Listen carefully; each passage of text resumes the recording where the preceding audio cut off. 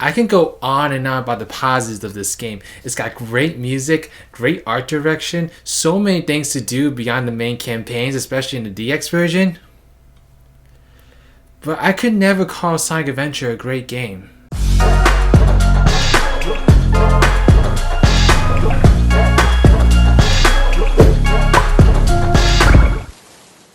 This video is a Patreon request for Killer Lemurs.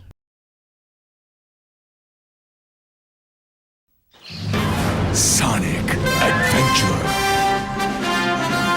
おいソニック、本当にやるのか？ああ、俺は冒険が大好きなのさ。ソニック！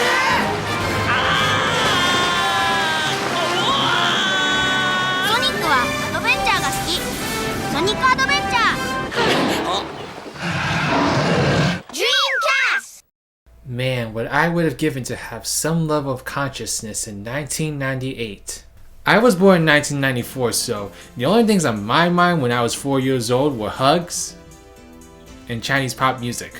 So I can only imagine what the aura was like when Sonic Adventure was launching, because the last major Sonic title to have come out before then was Sonic & Knuckles 4 years ago, which was preceded by many weird titles and a failed game that was supposed to be Sonic's big 3D breakthrough. It's what I like to term as the very first Sonic drought. From watching many promotional materials back from its launch, it's clear that Sonic Adventure was supposed to be this huge event within the Sonic franchise that would not only elevate it to new heights, but nearly single-handedly rescue Sega from their demise in the console market.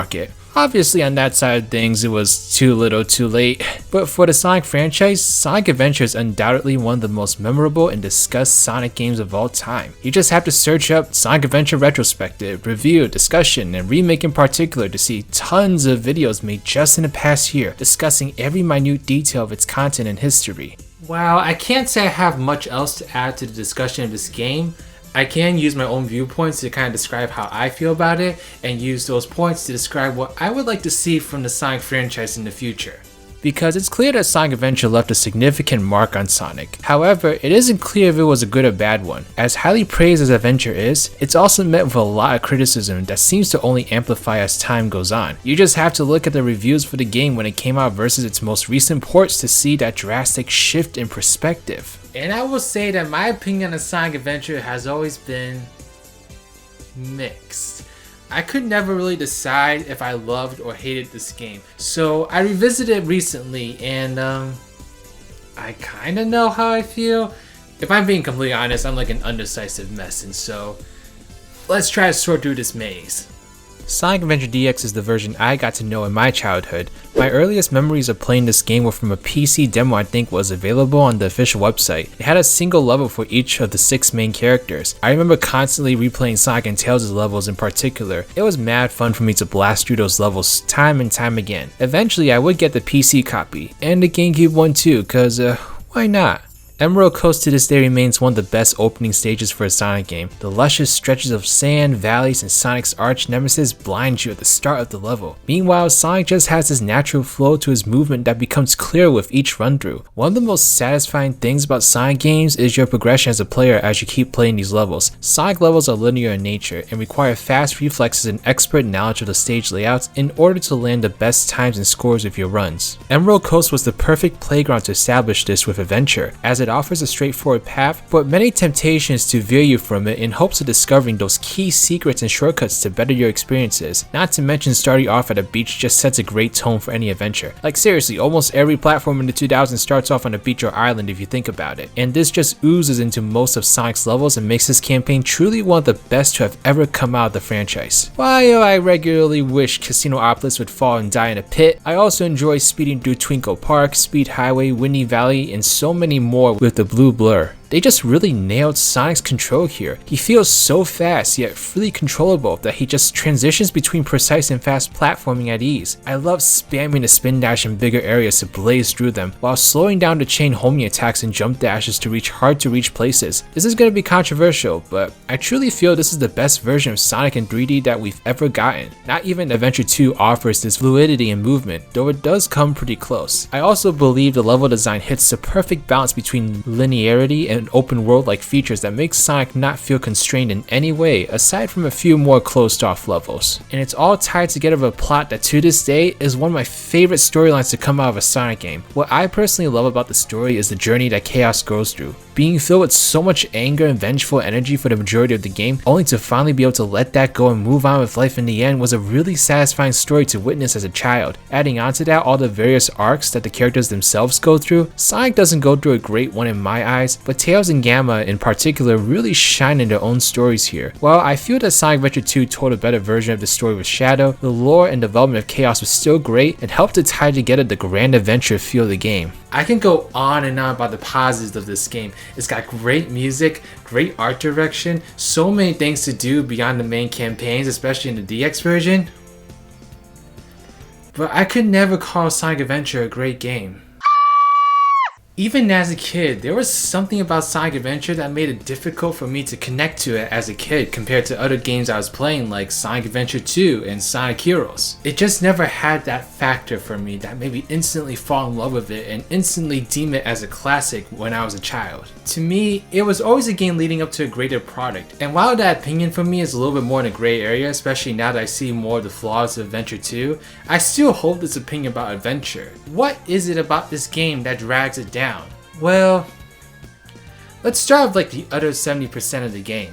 Sonic Adventure wasn't the first game to have multiple playable characters, but it was the first one to give each of them unique campaigns with different gameplay styles, at least within the franchise. This was a trend in video games back then, as having multiple gameplay styles was seen as another example of the great advancement in game development we were seeing with the transition to 3D. Going where the 2D side scrolls limited to one gameplay style, now we had 6 with Adventure, and I'm not gonna lie, even just saying that makes the game sound very marketable. I don't hate the other characters in this game, in fact some of them do have redeeming qualities. Tails is very unfairly balanced. His monster flying ability makes it extremely easy to break his levels and finish them in record time, and while I get the criticism for his gameplay and how this can devalue his levels, I think it's fun as hell figuring out how I can finish these levels in the fastest ways possible. Due to how short these levels can get, Tails' campaign does not feel satisfying to go through, but I wouldn't call it terrible or unredeemable. If anything, it shows the potential that perhaps a more open world spin-off could have if they want to go in that direction with him. It's also fun making Eggman cry, just saying. Tails, wait for me! Knuckles has a strong campaign in this game. As we all probably know, this game gave us the birth of the treasure hunting mechanic, which would continue on in Adventure 2 and partially in 06. I have a weird history of my opinion on these levels. At one point I loved them, at another point I hated them, at one point I thought Adventure 2s were way better than Adventure 1s, at another point I thought the exact opposite. Now I just don't know. The treasure hunting mechanic can be really fun for me, but only when I can pull my perspective out of what it is when I'm usually playing a Sonic game. I know that sounds really confusing, but hear me out. As I mentioned with Sonic's gameplay before, he's all about getting to the end as quickly as possible, racking up the highest score you can get, but that's not the case with Knuckles. Knuckles is much more akin to a Super Mario 64-like experience, exploring an area to find collectibles to progress through the game. I found as a kid that when I played Knuckles' levels, I didn't enjoy that kind of exploration in the beginning, and this was because I was hardwired in terms of how Sonic was supposed to be. I was hardwired to want to go through the level as fast as possible. In Knuckles, you just simply could not do that. But as I became a more nuanced gamer and introduced myself to more open world / collectathon like games, Knuckles' gameplay suddenly began growing on me. So to me, Knuckles' levels can be fun if you go in there with the appropriate expectations. It was difficult for me to make that switch as a kid because I was all like Sonic all the way and nothing else. Like I was an avid hater of Mario and open world games. It's really crazy to think about. But now as an adult, these levels are much more enjoyable to me. Knuckles feels great to move around and the levels are never too overwhelming to maneuver. Some of them though are arguably way too simple and could have used a couple extra areas. He's another character I'd love to see expanded into a spin-off. But now we get to the characters that...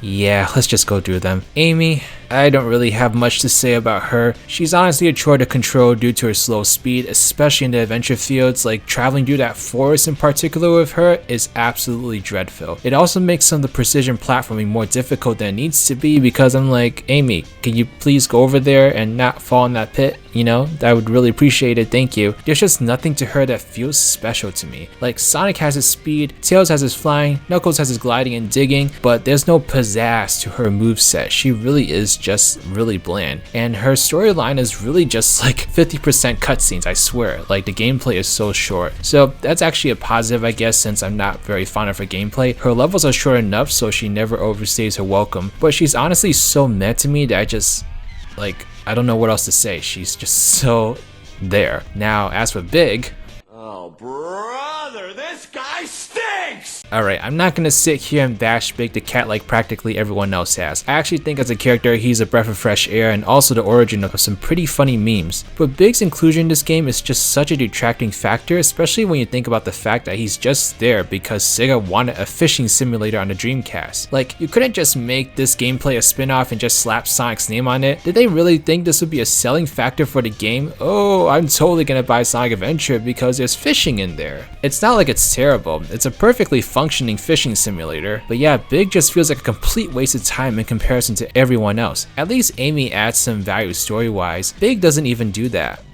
except during this. Lastly, E102 Gamma. He's alright. Now, I have a lot of love for Gamma story-wise, as his arc is definitely the strongest one in this game. His journey from typical Eggman warrior into an individual who develops morals and a sense of purpose to carry those out is beautiful to witness. It honestly brings tears to my eyes whenever I see the ending of his story. Like, he honestly had such a great development arc in this game. Unfortunately though, his gameplay is just a half-baked version of what it would become in Adventure 2. A lot of the same things I've been talking about here apply in that a lot of his levels feel unsatisfying. I think half of them can be completed within a minute, and it's just difficult to really let his gameplay sink in. And that's just such a common theme with all these characters that aren't Sonic. A lot of these characters just have these levels that feel like they were made in like a day or so because they were running out of time. And considering the fact that the game was developed in just a year, it's no wonder this game just has this feeling, especially when compared to Adventure 2, where everything just feels so much more fleshed out. And while I can praise Sonic's gameplay and campaign to the max, you have the rest of the game over here that just doesn't live up to par. So Sonic Adventure has a lot of great qualities to it, but it's really hard for me to praise it to the heavens when there's a majority of the game that just isn't up to par of its heights. So it becomes a question of, should I look at the game as an overall package and judge it based on its entirety, or should I just look at the heights of it and base my opinion off of that? Because ultimately, isn't your opinion about video games based on what you like most about it? Well, if you can't tell by the way I delved into this topic, I've been able to kind of simultaneously hold both kinds of opinions when it comes to Adventure. I do acknowledge that there's a lot of things about this game that I don't love, and overall it makes it a game that I just can't call great or even good. But at the same time, there are some really great things about this game that make me think, wow, this game has a lot of awesome things about it. If the game had focused on Sonic's campaign and made it the best it could be, I genuinely think Sonic Adventure would have been much more finely looked back upon. But the fact that it wasn't this game doesn't detract from the heights the game does reach of its campaign. It's like I said before, Sonic in 3D here just feels so natural and fluid and just so intuitive, and I really do think that Sega can reach this again. I really think that Sonic has the potential to make a great 3D adventure, and they were so close to it with this game. But like I said before, it's not like the other characters don't have any redeeming qualities. I have a good amount of fun with Tails and Knuckles in particular, and while the other three aren't the greatest, they also all feel very half-baked, so they don't take up a lot of time within the game itself, but nonetheless, they still take up time, and unfortunately, they still take up the majority of the game. And so, how can I look at this game and call it a fantastic game without looking at the majority of the game? Sonic Adventure was the start of a trend in Sonic games that would continue into the next couple decades, diluting the focus of these games from the main attraction in hopes of attracting a wider audience. In some cases, this worked out somewhat, in other cases, it was an absolute failure. Even Sonic Forces suffered from this with Sega's recent insistence on appealing to both classic and modern Sonic fans with the inclusion of Classic Sonic, though admittedly, that's not as bad as the polarizing gameplay styles of the past. If you look at the most successful and renowned platformers, a common trend between all of them is that they centered their focus on one gameplay style. Sure, there may be the offshoot levels here where something different happens, but never to the extent of what Adventure does in effectively minimizing the main campaign. It's a shame because I truly feel Sonic is at its peak in 3D here, but the good thing about going back to a game is that you can play just the parts that you like. So I do still enjoy Sonic Adventure to this very day. I have a lot of fun with it, but its overall package is just not a good game. You know, there's 3 story campaigns that I absolutely have nothing to want to go back to, and 2 campaigns that are decent but feel very rushed, and only 1 really amazing campaign. I mean, it does have great music, it does have a great story. Like, there's so many great things about this game that make it so iconic and legendary in this franchise, but like, that doesn't excuse the fact that most of the game is really not that great. But I guess I can say that when it does hit the mark, it really does smash it out of the park. It really, really does. And that's one of the most frustrating things about Sonic Adventure to me, is that, man, I could be in love with this game if it had just like focused a little bit more on what made it so great. And it could have been like so much more than it ended up being. But instead we got one part of the game that's really, really great, and a majority of the game that's just okay, you know? It's not terrible, it's not broken or anything like that, but it literally is just okay, and that's a shame. If Sega could just take these aspects about the original adventure that made it so great and just focus on that for the next mainline Sonic game, I truly think we could have something truly amazing at our hands here. I'm not sure what's next for this franchise, but all I know is if they could even have a fraction of what they did here with Sonic's gameplay, then we're in for something really awesome, and it's definitely something that's going to be great for this franchise. Sonic's campaign in this game was such a great set for Sonic in 3D, and it deserved to hold the spotlight. It deserved to be a game up there of like Super Mario 64, Banjo-Kazooie, all the great platformers. And I truly feel like if the game was like that, this game could have had a chance to be up there with those iconic titles. But Sonic Adventure has still definitely made a name for itself. It's just a name that I feel like is a little bit more controversial than most video games are, which is kind of typical for the Sonic franchise. I feel like every Sonic game could be controversial if you really think about it, but nonetheless, Sonic Adventure is controversial for both good and bad reasons. Bad reasons obviously because there are some things about this game that just haven't aged up that well compared to other video games at the same time, but also good things because there's a part of the game that a lot of people look fondly back upon and want desperately to come back in the Sonic franchise, and not just in terms of gameplay, but in terms of like the tone of the game, in terms of like its overall structure, just in terms of like the adventurous feel of this game that I feel like a lot of Sonic games lack now compared to this game. And so yeah, there's just so much about adventure that makes it such an interesting game to talk about. And so I guess ultimately, let me know your thoughts in the comment section below. Do you all love adventure? Do you all not love adventure? Let me know why not, and yeah, I'd just be really curious about your opinions on this. And of course, you know my opinion at this point. You know that I basically have both ends of the spectrum in terms of my opinion on this game, so yeah, it's fun. But anyway, thank you all so much. I'll catch y'all next time. This is Riders, riding out.